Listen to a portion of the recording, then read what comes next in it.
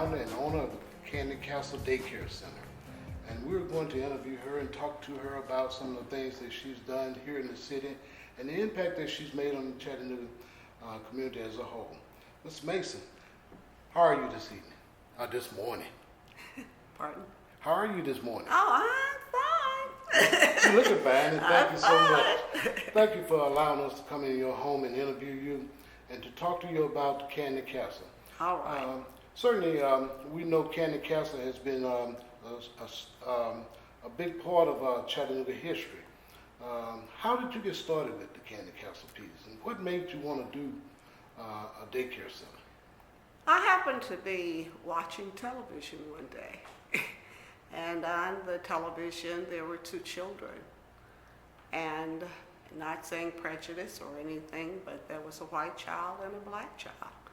And the black child did not feel, I could tell it wasn't a feeling of relaxation or happiness or really knowledge. And it did something to me to the point that I had to do something about it. And I opened Kandy Kastle. It was in my family. I was living with my mom, my dad, because I'd come back from Detroit, Michigan. And it was a thing of, what are we going to call it? And it sort of went around the room with my parents, and it just hit Kandy Kastle. That's what we're going to name it. It wasn't anything that you saw on the wall or anything speaking to you that made you say Kandy Kastle? You just came up with it? I think inside did it. I thought I saw something that didn't seem happy, but Kandy makes kids happy. Well, that's true. So Kandy definitely jumped up. And Kastle, I really wanted Kandy Kastle to be in a castle. If there's a place on the interstate and it's a castle that's just way up on a hill, and that was the vision that I really, really wanted my children to be in. But that couldn't happen, but it didn't stop us. We continued to work with the area that was very much needed. Children not only learning, but feeling very, very good about themselves, and helping parents to know there were things that had to be done. Some of it was going to bed on time. Some of it was exposing children to outside activities which they had not. And then that's what we did more of. We did outside activities.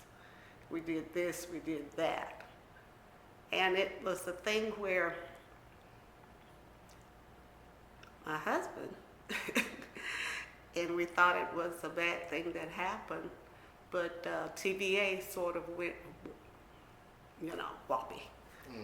And with him working with Upward Bound, and his background was with children as well, might have been older children, but they were still children. It sort of helped blend. Okay. And when we blend, we were able to do a lot. And I know he says it's me, but you have to realize my husband and my mother and my father, all of us, we worked. Yes, I understand it started in the basement of your parents' home. It sure did. The basement was where we had Hummerville. And I started off with I had a son at the time. And I started off in the basement trying to fix it up for us to live. But when I saw that on television, it was something that had to be done. And it had to be done at a place that I could do. And everything in the basement had to be pushed aside. The room had to be built on. It was Charles Key that just did a whole lot of really helping me to get it where it would be what was needed for my children to have space. Okay. Out in the back of the house, there was a lot of space. And we were able to get the children outside and They could rip, run, we had water play, and it started building. I only had at the time a handful of kids, you know, but it was a rippling effect. It started getting bigger and bigger, and the rooms were not enough. So you've expanded the Kandy Kastle daycare to more than one space. You've gone from the basement to a building over here, and gone from that space to another building. Is that As the correct? children grew, the buildings had to be found. You kept running out of space. Yes, right. Okay.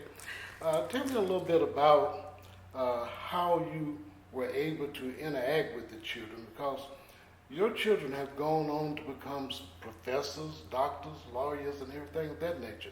Tell me how you were able to interact, because you have a special niche with your children. Right. I learned something the other night, DG, I think, Daji. Daji. And I didn't know what that meant, but tell me about Daji. Diane and Grandma. Diane and Grandma. And it sort of went to, that Miss Mason thing sounded to me, it wasn't close, and I didn't make it up. They did. They came up with it. And children need to be in an atmosphere where they know you're a piece of them and they're a piece of you.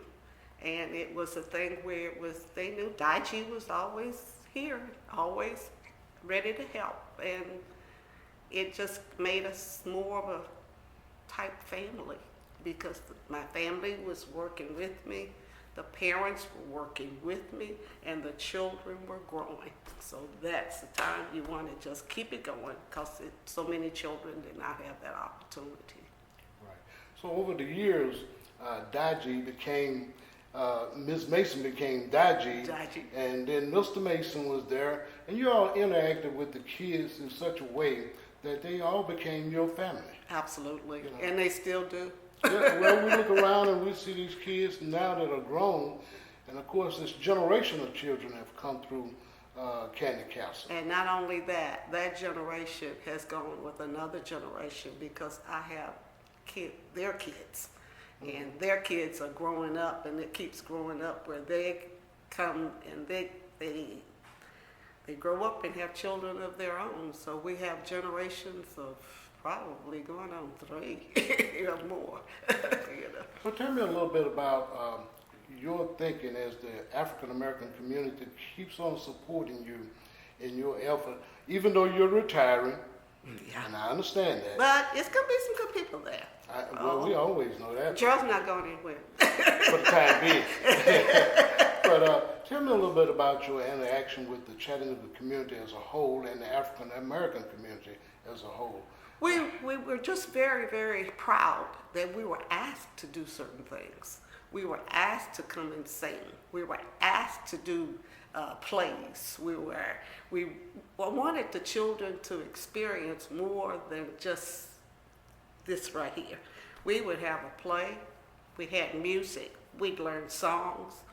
I got to the place where I was coming up with songs. Songs just came out of my mind, you know. And we would sing, and then we would go to different activities in different places and just be in the paper, because the kids would just be projecting them and not pushed. They felt it. They knew it. They knew the songs. They loved the songs. And it made it just a happy, happy way to go. Really. Now, this is your second retirement. I remember that you retired once before. You remember that? I remember you retired. And you think I'm going to do it again? But I do. I remember that you retired, and you and Gerald sat back for a minute, but the need was still there. Yeah. And they pulled you out of retirement. Yes, it did. You came back, Yes. Candy Kastle 2. Right. Now, What are we going to do? what are we going to do? Right. Because you had given up your space, so now you had to find some other space. What brought that about? I knew that if it goes away, if it falls down farther, it's going to be a need. So it was a thing where I felt like I've got to continue, and I could do it. I'm not saying I can't continue now, but it's something about a 7 and plus. I understand that. It sort of slows you down in your memory, and I want it to be as strong as it started.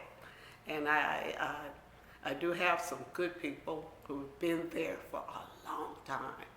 And I know with my husband still there, he will be able to just keep things moving. And I pray for that, and I think it will be done, because a lot of our employees have been with us for a long time. And it helps to keep it going. But I feel like right now that I have to accept the fact that I do miss some things, and I wanted to fight it, because I'm thinking, what's wrong with me? But when you're 7 plus and you're close to 80, it's a thing where it may slow the children down, it may slow the business down, and I want to spend some time at home. I understand that too. Now tell me a little bit about, because it hasn't always been easy. No. There were some things that you had to go through to build this business up, and there were always those naysayers out there. Tell me how you were able to get around that, and how you kept pushing. Mostly, because that's important to know. I was involved in a lot of the things that did that. I was always involved in them.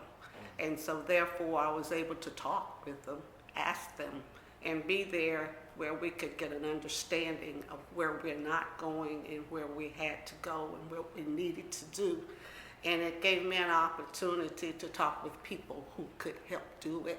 And I did attend so many different meetings and things like that to just feel like Kandy Kastle will continue, and these are the problems that we have, and we've got to have a better environment.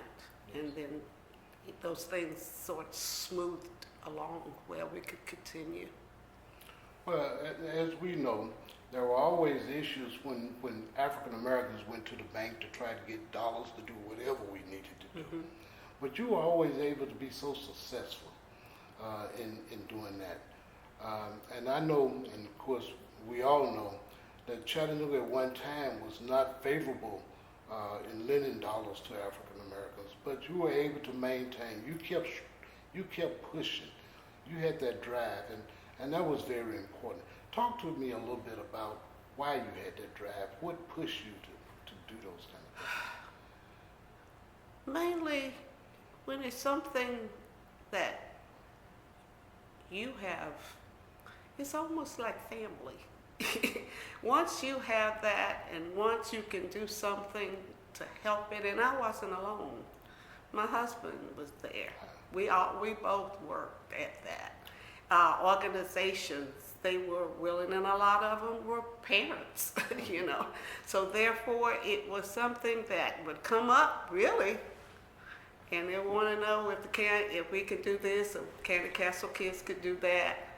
And the exposure that they could see, they could come in and they could see.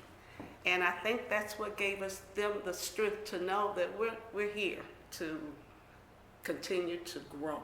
And you did that. There was a time that actually you, when Volkswagen came into the city, Yeah.